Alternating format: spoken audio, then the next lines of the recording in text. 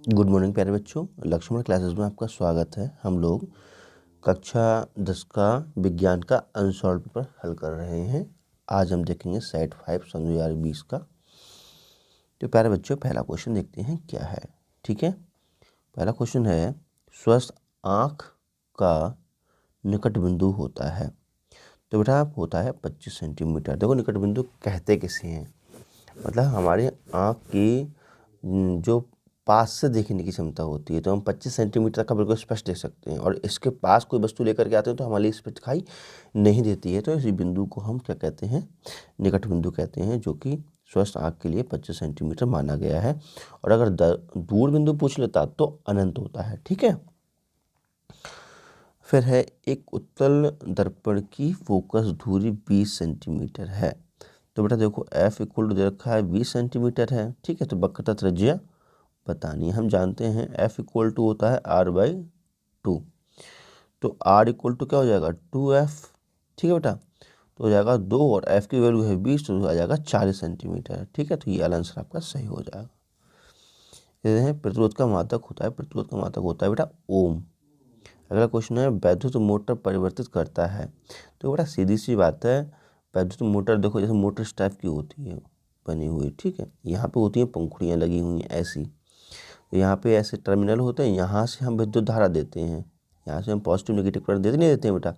तो यहाँ पे हमने क्या दिया, विद्युत धारा दिया। तो विद्युत धारा को उसने पंखुड़ियों को घुमाया, तो ये क्या में चेंज हो गया, यांत्रिक ऊर्जा में। क्या में हो गया बेटा, यांत्रिक ऊर्जा में चेंज हो गया। ठीक है, तो विद्युत ऊर्जा क्या में बदलती है, यांत्रिक ऊर्जा में बदलती है। किसके द्वारा, मोटर के द्वारा। ठीक है, तो देखो क्वेश्चन है, विद्युत मोटर परिवर्तित करता है, तो उसका आंसर होगा यांत्रिक ऊर्जा को विद्युत ऊर्जा में। यहाँ तो गलत लगा हुआ है बेटा, तो गलत है, ये गलत है। चौथा ऑप्शन होना चाहिए इसमें, ध्यान दें। चौथा ऑप्शन में लिख देना आप, विद्युत ऊर्जा को यांत्रिक ऊर्जा में। क्या लिखेंगे बेटा आप, विद्युत ऊर्जा को यांत्रिक ऊर्जा में। ठीक है, लिख लेना आप, विद्युत ऊर्जा को यांत्रिक ऊर्जा में बदलने का कार्य कौन करता है, मोटर करती है। ये गलत है, ये चौथा ऑप्शन सही है। ठीक है बेटा, अगला क्वेश्चन है, किसी अंतरिक्ष, ठीक है, किसी अंतरिक्ष यात्री को आकाश काला क्यों प्रदर्शित होता है। तो इसका होगा आंसर, किसी अंतरिक्ष यात्री को आकाश काला दिखाई देता है क्योंकि अंतरिक्ष में सूर्य की किरणों का प्रकीर्णन नहीं होता है। ठीक है, अगर बेटा हम रूम में बैठे हैं और हमारे लिए लाइट दिखाई दे रही है, तो उसका मतलब क्या है, स्कैटरिंग ऑफ लाइट, प्रकाश का प्रकीर्णन। ठीक है, ऐसा है, जो वातावरण है ना, उसमें धूल मिट्टी के छोटे छोटे कण होते हैं, और जब इन पर प्रकाश की लाइट पड़ती है बेटा, ठीक है, तो क्या होता है, ये प्रकाश की कणों को अब्सॉर्ब कर लेते हैं। उसके बाद क्या करते हैं, ये प्रकाश को उत्सर्जित करते हैं। ऐसे मान लीजिए कण है, ये प्रकाश को क्या करेगा, उत्सर्जित करेगा, जिसके कारण हमारे लोगों के लिए दिखाई देता है। ठीक है, और इस पर घटना को बोलते हैं स्कैटरिंग ऑफ लाइट, प्रकाश का प्रकीर्णन। लेकिन अंतरिक्ष में धूल मिट्टी के कण पाए नहीं जाते हैं, तो वहाँ पर स्कैटरिंग ऑफ लाइट नहीं होती है, प्रकाश का प्रकीर्णन नहीं होता है, इसलिए वो हमें काला काला दिखाई देता है। ठीक है बेटा, नेक्स्ट क्वेश्चन है, वायु के सापेक्ष किसी द्रव का क्रांतिक कोण, वायु के सापेक्ष है, ठीक है, किसी द्रव का क्रांतिक कोण 30 अंश है। तो C इक्वल टू कितना हो गया बेटा, C इक्वल टू हो गया 30 अंश है। क्रांतिक कोण को हम C से प्रेस करते हैं। ठीक है, उस द्रव का अपवर्तनांक क्या होगा, N इक्वल टू हमें ज्ञात करना है। ठीक है, तो हम जानते हैं N इक्वल टू होता है 1/sin C। ठीक है बेटा, तो N इक्वल टू ये हो जाएगा तो हो जाएगा N equal to 1/sin C की जगह होगा 30 अंश। ठीक है, तो N इक्वल टू क्या हो जाएगा, 1/sin 30 की वैल्यू कितनी होती है, 1/2, तो N इक्वल टू हो जाएगा 2। अपवर्तनांक समझ में आया, ये आंसर हो जाएगा इसका, नोट कर लेना इसको। तो यहाँ पर ना एक चीज़ और लिख लेना, यहाँ पे लिख लेना 1/sin 30 अंश, और चूँकि हम जानते हैं sin 30 अंश इक्वल टू कितना होता है, 1/2। ठीक है, चूँकि हम जानते हैं sin 30 इक्वल टू 1/2, ये चीज़ नोट कर लेना। ठीक, लिखा है 4 मीटर फोकस दूरी वाले अवतल लेंस की क्षमता क्या होगी। तो हम जानते हैं बेटा फोकस दूरी कितना रखा है 4 मीटर। तो एक फॉर्मूला जानते हैं P इक्वल टू होता है 1/f, वो भी मीटर में लिया जाता है। ठीक है, तो बेटा R इक्वल टू क्या हो जाएगा 1/4 मीटर। ठीक है, भाग देंगे तो आ जाएगा R इक्वल टू 0.25 डायोप्टर। ये डायोप्टर सॉरी ये P इक्वल टू होता है, P इक्वल टू तो बेटा ये हो जाएगा डायोप्टर। ठीक है, डायोप्टर में आंसर आएगा, देख लेना। देखो स्वच्छकरण R1 द्वारा अवतल दर्पण के सम्मुख स्थित वस्तु के प्रतिबिंब निर्माण को प्रदर्शित कीजिए। जब वस्तु स्थित हो तो कहाँ पे स्थित हो बेटा, दर्पण के वक्रता केंद्र पर स्थित हो, तब चित्र बनाना है इसका, और दर्पण के ध्रुव और फोकस के बीच में हो बेटा। ठीक है, तो देखो अवतल दर्पण है ये। ठीक है, तो इसके वक्रता केंद्र पर ये देखो वस्तु रखी हुई है। तो ये प्रकाशीय किरण आइए कहाँ जाएगी, फोकस से होकर जाएगी। दूसरी प्रकाशीय किरण फोकस से होकर जाती है और यहाँ पे कट कर जाती है, तो उसका उल्टा प्रतिबिंब बनेगा, वक्रता केंद्र के विपरीत बनेगा, उल्टा बनेगा। ठीक है, यहाँ पर बेटा बराबर बनेगा। ठीक है, तो इमेज वक्रता केंद्र पर ही उल्टा रियल और आकार में वस्तु के लगभग बराबर बनता है। दूसरी सिचुएशन ले ली कि जो प्रतिबिंब है ये F और P के बीच में है, F और P के बीच में है, बेटा ये P होता है। ठीक है, F और P के बीच में है, तो प्रकाश की पहली किरण ये आई है और फोकस से होकर जाएगी। दूसरी प्रकाश की किरण ये आती है, ऐसे निकल जाती है। ठीक है, जिस एंगल से आई थी उस एंगल से चली जाती है। इसको हम बैक करेंगे तो हमें दिखाई देता है कि ये जो है आभासी प्रतिबिंब सीधा आभासी और बड़ा प्रतिबिंब दिखाई देता है हम लोगों के लिए। ठीक है बेटा, तो इसका आंसर देख लीजिए, इमेज मिरर के पीछे बनती है, सीधा आभासी तो वस्तु से बहुत बड़ा बनता है। ठीक है, अगला क्वेश्चन है लेंस के प्रथम और द्वितीय फोकस को परिभाषित कीजिए। एक वस्तु एक उत्तल लेंस को प्रकाशित केंद्र से लेंस की फोकस दूरी की दुगनी दूरी पर रखी जाती है। ठीक है बेटा, तो इसके प्रतिबिंब निर्माण के लिए आरेख द्वारा प्रदर्शित कीजिए। ठीक है बेटा, तो प्रथम केस देख लेते हैं कि फोकस क्या है। प्रथम फोकस किसे कहते हैं। तो बेटा लेंस के सामने मान लीजिए कोई कैंडल रखी है ना, कोई मोमबत्ती रखी हुई है, मान लीजिए जैसे ये लेंस है। ठीक है, तो यहाँ पे अगर मोमबत्ती रखी हुई है तो प्रकाश की किरण ये मोमबत्ती जल रही है, तो प्रकाश की किरण यहाँ से ऐसे जाती हैं और सीधे समांतर हो जाती हैं, तो इसको बोलते हैं प्रथम फोकस। ठीक है, तो हम कैसे मुख अक्ष पर स्थित वह बिंदु जहाँ से चलकर प्रकाश की किरणें अपवर्तन के पश्चात लेंस से अपवर्तन के पश्चात मुख अक्ष के समांतर हो जाती हैं, प्रथम फोकस कहलाता है। ठीक है बेटा, तो पढ़ लेते हैं, ये हमें लिखा हुआ है, देखेंगे जरा। देखो मुख अक्ष पर स्थित वह बिंदु जिससे चलने वाली प्रकाश किरणें लेंस से अपवर्तन के पश्चात मुख अक्ष के समांतर हो जाती हैं, उत्तल लेंस का प्रथम फोकस कहलाता है। डायग्राम में आपको क्लियर किया गया है। ठीक है, फिर द्वितीय फोकस की बात करें। द्वितीय फोकस क्या होता है बेटा, मान लीजिए ये लेंस है और प्रकाश की किरणें समांतर आ रही हैं ऐसे, और कहीं जाकर के अगर एक बिंदु पे मिल जाती है तो उसको बोलते हैं हम क्या बोलते हैं, द्वितीय फोकस कहते हैं। ठीक है, ध्यान रखेंगे मेरी बातों को। तो प्रथम फोकस क्या था, जैसे ये लेंस था। ठीक है, प्रकाश की किरणें ये आ रही थी एक बिंदु से ऐसे, ठीक है, और समांतर हो जा रही थी, तो उसको बोलते हैं हम F1। ठीक, अगर लेंस ये है और समांतर आ रही है प्रकाश की किरणें एक बिंदु पे मिल रही है तो उसको बोलते हैं F2। समझ में आ रहा है बेटा। चलो देखो पढ़ के सुनाता है आपको इसी बात के लिए। लिखा हुआ है, मुख अक्ष के समांतर आने वाली प्रकाश की किरणें लेंस से अपवर्तन के पश्चात मुख अक्ष के जिस बिंदु पर मिलती हैं उसे लेंस का द्वितीयक फोकस कहते हैं, उसे F2 से हम रिप्रेजेंट करते हैं। ठीक है, अगला क्वेश्चन है, जब वस्तु लेंस की फोकस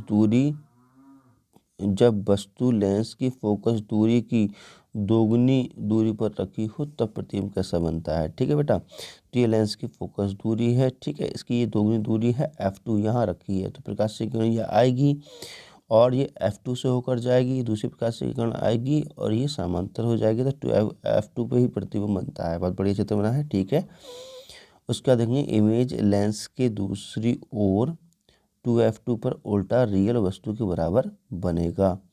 फिर लिखा है, घरों की वायरिंग के परिपथ में फ्यूज का क्या महत्व है, आवश्यक परिपथ आरेख बनाकर समझाइए। तो बेटा देखो, घर की जो वायरिंग होती है ना, उसमें तुम देखा होगा घर के बाहर जो बोर्ड लगा होता है उसमें ऐसे कट आउट लगे हुए होते हैं, ये कट आउट लगे हुए होते हैं, ठीक है। और ये 2 टर्मिनल होते हैं और यहाँ पर एक तार बंधा होता है जिसका नाम होता है फ्यूज तार, ठीक है। ये फ्यूज तार का काम होता है हमारे घर की सारी वायरिंग को बचा देता है। अगर बहुत तेज लाइट आती है तो ये जल जाता है और घर में करंट फ्लो होनी बंद हो जाती है, तो हमारे घर के सारे परपथ तो सही बच जाते हैं, खराब नहीं होते हैं, ठीक है बेटा। तो देखते हैं, जब परपथ में धारा फ्यूज रेटिंग के मान में अधिक हो जाती है, मान से होना चाहिए बेटा, ठीक है। जब परपथ में धारा फ्यूज रेटिंग के मान से अधिक हो जाती है, फ्यूज रेटिंग मान कौन सा होता है बेटा, फ्यूज रेटिंग का मान का मतलब ये है कि प्रत्येक फ्यूज तार की एक फिक्स वैल्यू होती है कि इतनी करंट झेल पाएगा, उसको हम फ्यूज रेटिंग कहते हैं, ठीक है। जब परपथ में धारा फ्यूज रेटिंग के मान से, यहाँ से कर लेना, ठीक है बेटा, से अधिक हो जाती है, तब फ्यूज तार अत्यधिक गर्म होने के कारण तुरंत जल जाता है या टूट जाता है और परपथ में धारा बहनी और परपथ में बहने वाली धारा बंद हो जाती है, ठीक है, जिससे घर के सभी उपकरण सुरक्षित बच जाते हैं। समझ में आ गया बेटा, क्या यूज है इसका। अगला क्वेश्चन देखते हैं। 1500 वाट सामर्थ्य वाले, तो P इक्वल टू कितना दे रखा है, 1500 वाट। 1500 वाट सामर्थ्य वाले विद्युत हीटर को 250 वोल्ट की विद्युत मेन से जोड़ा जाता है, तो ज्ञात कीजिए हीटर में प्रवाहित धारा और हीटर के तार का प्रतिरोध क्या होगा। बेटा P इक्वल टू शक्ति दे रखी है 1500 वाट, वोल्टेज दे रखा है 250 वोल्ट।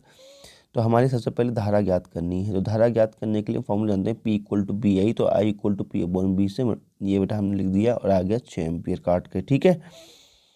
अगला हमें ज्ञात करना है बेटा शक्ति, अगला हमें क्या ज्ञात करना है, प्रतिरोध ज्ञात करना है। तो हम जानते हैं P इक्वल टू दे रखा है, V इक्वल टू इतना है और जानते हैं P बराबर होता है बी स्क्वायर अपॉन आर, तो आर की वैल्यू हो जाएगी वी स्क्वायर अपॉन पी से। बेटा देखिए यहाँ वैल्यू रख देंगे, कैलकुलेशन करेंगे तो आएगा 41.33 आंसर। फिर नेक्स्ट क्वेश्चन है, एक प्रत्यावर्ती धारा जनरेटर के सिद्धांत, संरचना एवं कार्यविधि का सचित्र वर्णन कीजिए। तो प्रत्यावर्ती धारा जनरेटर, बेटा देखो संरचना सबसे पहले तो प्रत्यावर्ती धारा का जनरेटर का सिद्धांत लिखना था, लेकिन ये लिखा नहीं है, तो कोई बात नहीं है। सिद्धांत, अच्छा सिद्धांत नीचे लिखा है, ठीक है बेटा। सिद्धांत पढ़ के सुना देता हूँ। जब किसी कुंडली को चुंबकीय क्षेत्र में घुमाया जाता है, तो चुंबकीय फ्लक्स में परिवर्तन होने के कारण कुंडली में एक प्रेरित धारा बहने लगती है। इस परिघटना को हम क्या कहते हैं बेटा, इस परिघटना को हम बोलते हैं चुंबकीय प्रेरण, ठीक है। और इससे धारा बहने लगती है, इसे हम सिद्धांत भी कहते हैं, ठीक है बेटा। तो ये हो गया सिद्धांत। और क्या पूछा था क्वेश्चन में, और क्वेश्चन में पूछ रहा था कि संरचना एवं कार्यविधि का वर्णन कीजिए। तो बेटा आप देखते हैं संरचना, ठीक है, तो इसकी संरचना के 4 भाग होते हैं, इस संरचना के 4 भाग होते हैं, ठीक है। तो बेटा भाग लिख लेना, भार लिख दिया यहाँ पे, 4 भाग होते हैं, 4 भाग होते हैं, ठीक है, जिसे चित्र में प्रदर्शित किया गया है, जिस चित्र में शो किया गया है, ठीक है। तो देखते हैं बेटा इसके मेन भाग कौन कौन से होते हैं। तो देखो मैं थोड़ा सा समझा देता हूँ आपको इसके बारे में, बेटा संरचना के बारे में, ठीक है। ऐसा होता है, एक आयताकार ABCD कुंडली होती है, देखो ABCD आयताकार कुंडली होती है और 2 शक्तिशाली N और S चुंबक रखे होते हैं, देखो N और S चुंबक रखे होते हैं, ठीक है। और यहाँ पे स्लिप रिंग लगे हुए होते हैं बेटा, ये स्लिप रिंग, ये होता है एक, देखो मैं चित्र में बता देता हूँ, चित्र बना हुआ है अच्छा सा, इसी में समझ लो जरा तुम। बेटा 2 शक्तिशाली N और S चुंबक हैं, ABCD कुंडली रखी हुई है, देखो ये वाली। इसके जो यहाँ पर जो धुरा होता है, ये इस पे 2 रिंग लगे हुए होते हैं। एक पहला रिंग ये होता है बेटा, ठीक है, जिसका जो पहले का कनेक्शन होता है, पहले वाले तार का कनेक्शन होता है इसके साथ, ठीक है। दूसरा तार होता है अंदर होकर के आता है बेटा, अंदर होकर के उसका कनेक्शन होता है इसके साथ, समझ में आ रहा है। तब होता है क्या कि जब हम इसको घुमाते हैं, इसको एंटी क्लॉकवाइज, तो ये सिरा ऊपर जाता है और ये सिरा नीचे जाता है, ठीक है। तो यहाँ पे लगाएंगे हम अंगूठे के दाएं हाथ का नियम। तो बेटा अंगूठा करो ऊपर और जो जर चुंबकीय क्षेत्र के साथ उधर करो अपनी तुम तर्जनी उंगली, तो देखो धारा की दिशा किधर को जाएगी, धारा जाएगी ऊपर को, ठीक है। तो फ्लेमिंग का दाएं हाथ का नियम लगाया है हमने, तो धारा इस प्रकार इसमें बहने लगती है। समझ में आया बेटा, ठीक है।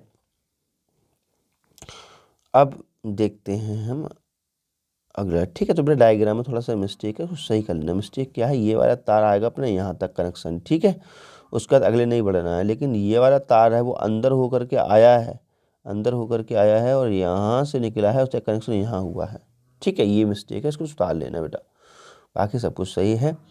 तो बेटा चुंबकीय क्षेत्र, ये एक शक्तिशाली चुंबकीय क्षेत्र NS होता है, जिसके चुंबकीय क्षेत्र में कुंडली घूमती है। आर्मेचर क्या है, एक ABCD आयताकार कुंडली होती है, जिसे हम आर्मेचर कहते हैं। सर्पिल है या स्लिप रिंग, कुंडली पर लिपटे तार के दोनों सिरे क्रमशः दो धातु के रिंग्स R1 R2 से जुड़े रहते हैं, ठीक है। ये आर्मेचर के साथ घूमते हैं, जिन्हें हम क्या कहते हैं, सर्पिल कहते हैं। बेटा बुरश जो होते हैं, बुरश क्या होते हैं, स्लिप रिंग ग्रेफाइट से बने दो बुरशों B1 B2 को स्पर्श करते रहते हैं, ठीक है।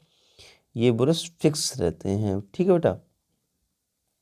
सिद्धांत मैंने आपको बता ही दिया। कार्यविधि क्या होता है, जब आर्मेचर ABCD कुंडली को घुमाया जाता है तो चुंबकीय फ्लक्स में परिवर्तन होने के कारण इसमें प्रेरित धारा उत्पन्न होने लगती है, जिससे धारा की दिशा फ्लेमिंग के दाएं हाथ के नियम से ज्ञात कर सकते हैं, ठीक है बेटा। नेक्स्ट क्वेश्चन है, निम्नांकित परिपथ में प्रतिरोध 10 वोल्ट की एक आदर्श बैटरी से जुड़ा है, तो ज्ञात कीजिए। तो ज्ञात क्या करना है बेटा, AB के मध्य प्रतिरोध बताना है और परिपथ में धारा का मान बताना है, ठीक है। तो कुल मिलाकर के हमारे लिए यहाँ पर A और B के प्रतिरोध निकालना है। तो बेटा देखो ये और ये कैसे हैं, श्रेणी क्रम में है, ठीक है। तो डायरेक्ट जुड़ जाएंगे तो कितने हो जाएंगे, ये 4 + 2 6 हो जाएंगे, ठीक है। ये भी श्रेणी क्रम में डायरेक्ट जुड़ जाएंगे, कितने हो जाएंगे बेटा, ये 3 हो जाएंगे, ठीक है। अब ये कैसे में आ गए आपस में, समांतर क्रम में आ गए। कैसे हो गए ये आपस में, समांतर क्रम में हो गए। अब इनको हम जोड़ देंगे 6 + 3 अपॉन 6 + 3, ठीक है। तो ये हो जाएगा 9 बटे नहीं 18, ऊपर हो जाएगा 6 × 3 6 × 3 बटे 9, ठीक है। तो 3 3 9 3 3 9, तो आ जाएगा ये 2 आ जाएगा कुल मिलाकर के। देखो सॉल्व देख लेते हैं सोल्यूशन क्या है इसका, ठीक है बेटा। तो देखो जैसे मैंने अभी आपको बताया था, ये दो कैसे क्रम में आ गए, ये हो गए बेटा आपके श्रेणी क्रम में, ठीक है। और जब श्रेणी क्रम में हो गए तो ये हो जाएगा 4 + 2 = 6, और ये हो जाएगा 2 + 1 = 3। तो बेटा एक हमने ये बना लिया, एक ये बना लिया, A और B के बीच, ठीक है। अब ये कैसे होगा, समांतर क्रम में होगा बेटा, ठीक है। जब समांतर क्रम में होगा फॉर्मूला लगाया तो कितना हो जाएगा, R = 2 ओम आ गया, ठीक है। अब बेटा देखो 2 ओम तो ये रहा, ठीक। देखो ये टोटल हमने कितना कर दिया, सब काट पीट करके टोटल कर दिया, ये हो गया पूरा 2 ओम, 2 ओम ये हो गया, और बचा है 3 ओम, ठीक है। तो इसको बना लेते हैं परिपथ को। देखो 2 ओम और 3 ओम और 10 वोल्ट की रही बैटरी। हमें क्या याद करना था, इसमें टोटल हमारे प्रतिरोध याद करना था। तो RS, अब देखो बेटा ये और ये सीरीज क्रम में हो गया, तो RS कितना हो जाएगा, यहाँ पर 2 + 3 5 हो जाएगा बेटा। ये एक आंसर रहा, ठीक। दूसरा आंसर क्या रहा हमारे लिए, इसमें क्या याद करनी है, दूसरी चीज़ याद करनी है, A और B के बीच में कितना विभवांतर होगा, ठीक है बेटा। तो B = हम जानते हैं क्या फॉर्मूला होता है। अच्छा IB याद कर लेते हैं, I = क्या जाएगा, B/R, तो हो जाएगा 2 एम्पियर, और हम B = जानते हैं IR होता है, तो बेटा B1 = हो जाएगा 4 वोल्ट, ठीक है। तो वीडियो कैसा लगा आपको कमेंट करके जरूर बताइएगा। वीडियो अच्छा लगा तो लाइक कर दीजिए, चैनल को सब्सक्राइब कर लीजिए, ठीक है बेटा। Okay, bye bye, thank you.